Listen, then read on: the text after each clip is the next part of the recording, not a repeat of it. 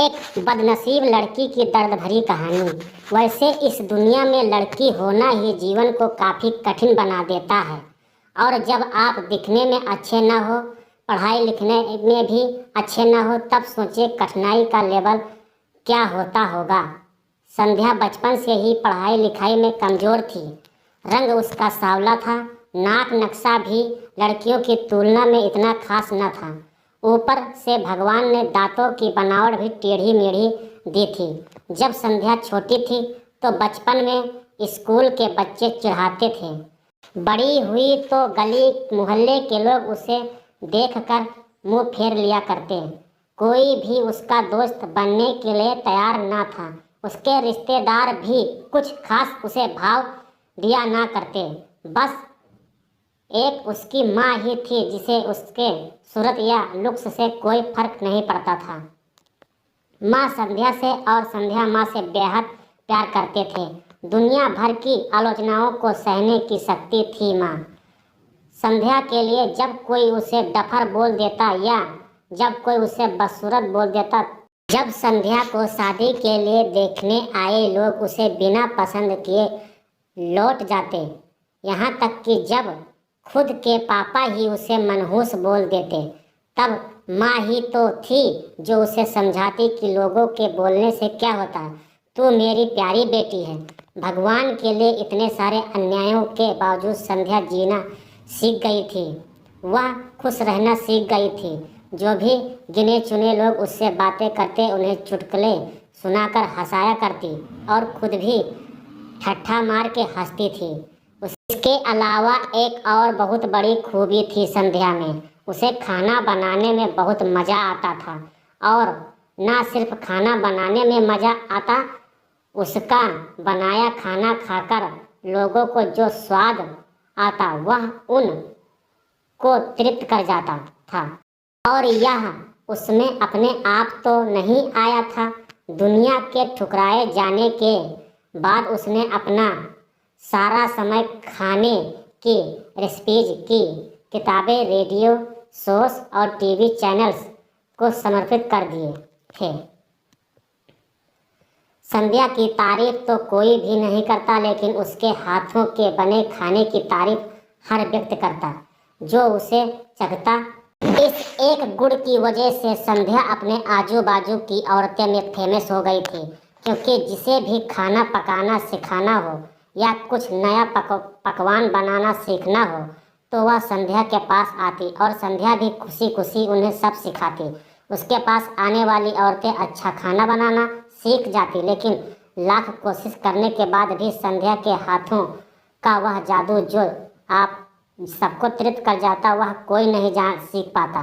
संध्या की जिंदगी इन्हीं उतार चढ़ावों से के साथ कट रही थी। एक बार फिर से माँ बाप की जितोड़ कोशिश कर एक फैमिली को संध्या को देखने के लिए मना लिया था और अगले दिन लड़का संध्या को देखने आने वाला था। संध्या को इस बात की खबर होने पर वह दुखी और गुस्सा हो गई कि बिना उससे पूछे पता नहीं क्यों माँ बाप लड़कों को बुला लेते हैं और उसका मजाक बना देते हैं। माँ ने संध्या को समझाया था कि ऐसा ही होता है, कोई बेटी अपने माँ बाप के यहाँ हमेशा नहीं रहती है, एक दिन शादी करके जाना ही पड़ता। अगले दिन संध्या सुबह ही लड़के वालों के आने से पहले ही सज संवर कर कहीं निकल गई थी। उस दिन लड़के वाले घर आकर माँ बाप को बहुत खारी खोटी सुनाकर गए थे। भी पापा को संध्या पर हमेशा ही गुस्सा रहता था, लेकिन उसकी इस हरकत ने उनको गुस्से से पागल कर दिया। उस दिन पापा ने संध्या का सारा गुस्सा माँ पर उतार दिया, यह कहकर कि यह मनहूस बेटी को जन्म देकर भी तुम्हारा मन नहीं भरा, इसलिए उसको लाड़ पाड़ देकर सर पर बैठा लिया। हमेशा अपनी बेटी के बारे में गलत बोलने वाले से नाराज रहने वाली माँ आज खुद संध्या से नाराज हो गई थी और अब वह संध्या के घर वापस आने की बेसब्री से राह देख रही थी ताकि अपना गुस्सा उस पर उतार सके। सूरज ढलने से पहले संध्या घर लौट आई थी। उसके चेहरे पर एक अजीब सी खुशी थी। हाथों में एक चेक था और एक सर्टिफिकेट भी। संध्या माँ से कुछ कहना चाहती थी, लेकिन इससे पहले कि संध्या अपने माँ से कुछ भी एक शब्द कहे, माँ ने उससे खरी खोटी सुनाना शुरू कर दिया। गुस्से में माँ बोलते बोलते इतना कुछ बोल गई कि संध्या ने कभी सपने में भी नहीं सोचा था।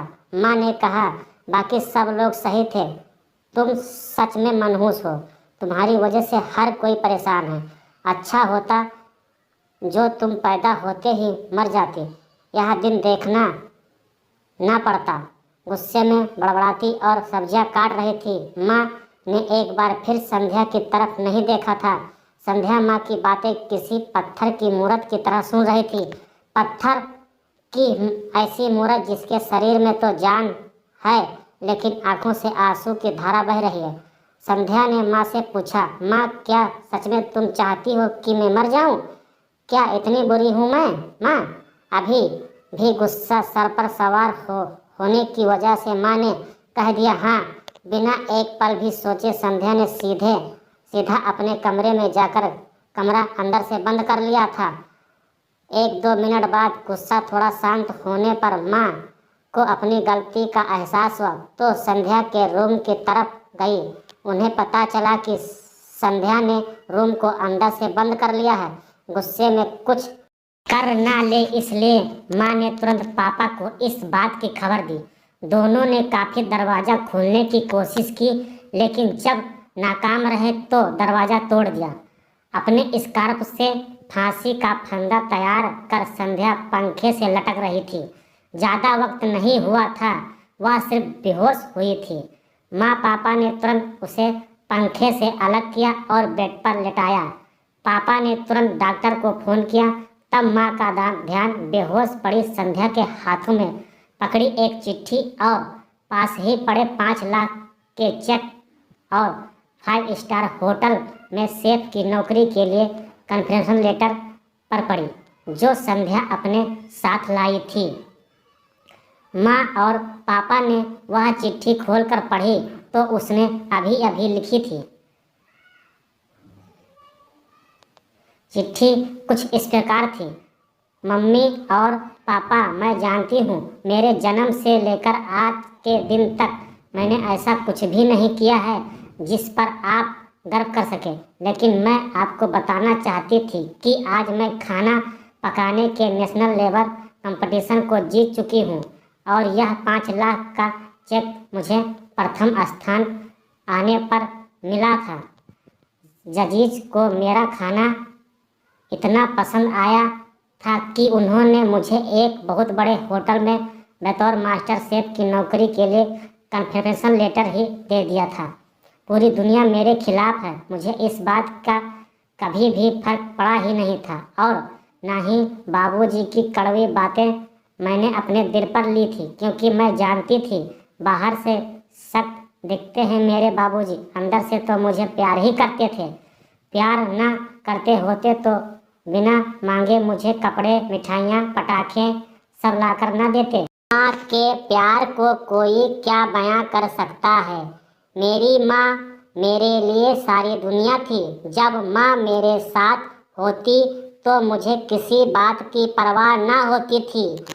मेरी माँ मेरी थी, इसलिए मुझे किसी और की ज़रूरत ना थी। मेरी माँ मेरे साथ नहीं है तो मेरी दुनिया मेरे साथ नहीं है, इसलिए मैं आज दुनिया को ही अलविदा कहकर जा रही हूँ।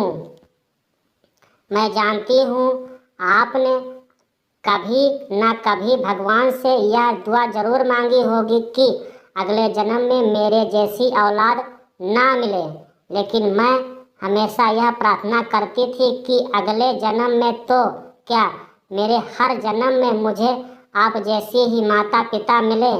आज भी यही प्रार्थना करके उसी भगवान के पास जा रही हूँ। चिट्ठी पढ़ते पढ़ते माँ और पापा सर से पांव तक पछतावे में डूब गए थे और बेहोश पड़ी संध्या के सर पर हाथ फेरते हुए फूट फूट कर रो रहे थे।